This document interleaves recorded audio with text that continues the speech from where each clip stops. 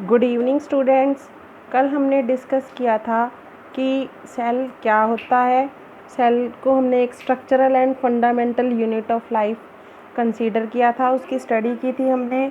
उसके बाद हमने उसकी डिस्कवरी के बारे में पढ़ा था कि उसको किसने डिस्कवर किया। उसके बाद हमने थोड़ी सी उसके टाइप से स्टडी किए थे कि जैसे कि न्यूक्लियस के बेसिस पे हमने दो तरह के किए थे organisms, prokaryotic organisms and the eukaryotic organisms.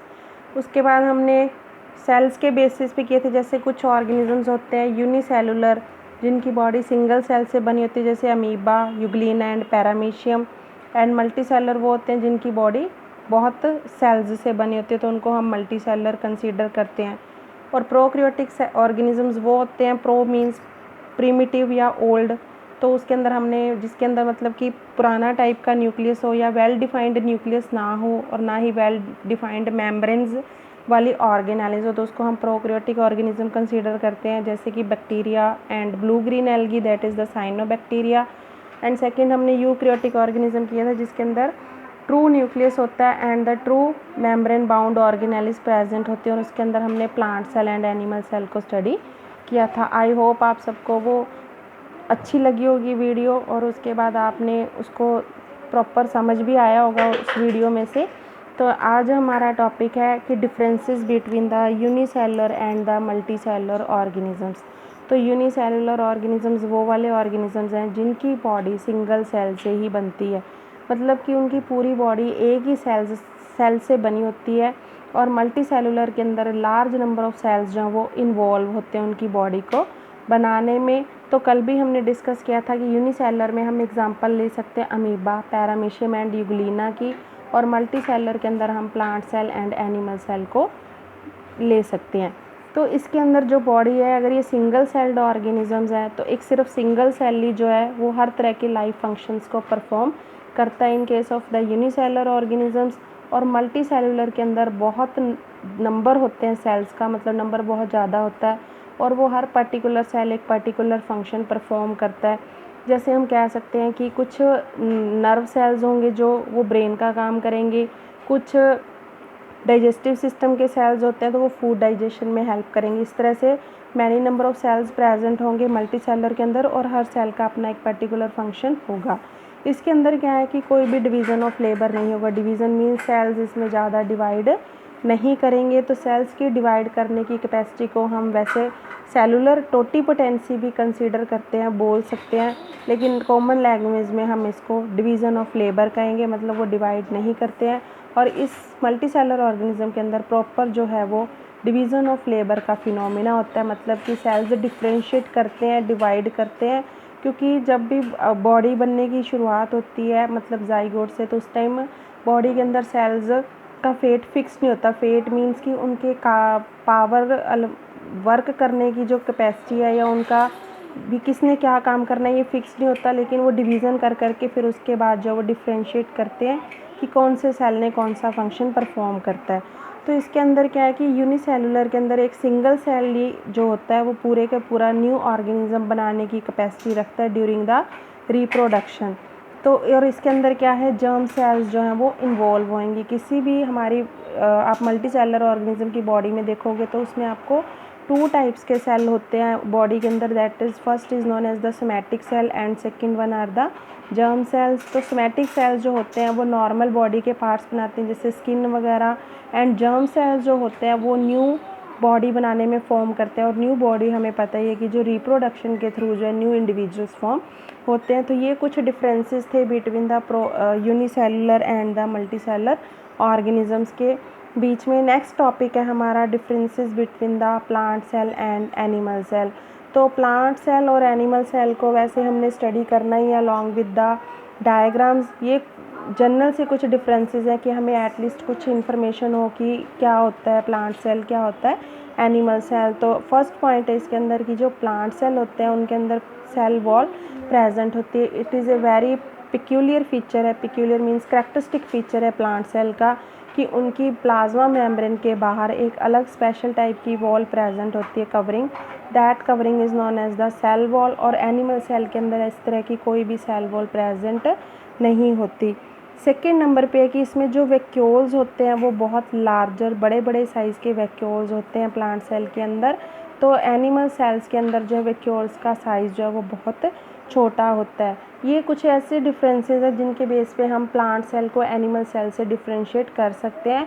हालांकि दोनों ही लिविंग कैटेगरी में आते हैं, क्योंकि प्लांट्स जो वो भी ग्रोथ करते हैं और एनिमल सेल्स हैं वो भी ग्रोथ करते हैं। थर्ड पॉइंट आ गया कि they are having the chloroplast, इनके पास क्लोरोप्लास्ट प्रेजेंट होता है। तो क्लोरोप्लास्ट के अंदर क्या है, एक ग्रीन कलर का पिगमेंट प्रेजेंट होता है। That pigment is known as the chlorophyll and this pigment helps in the absorption of the UV radiation from the sun.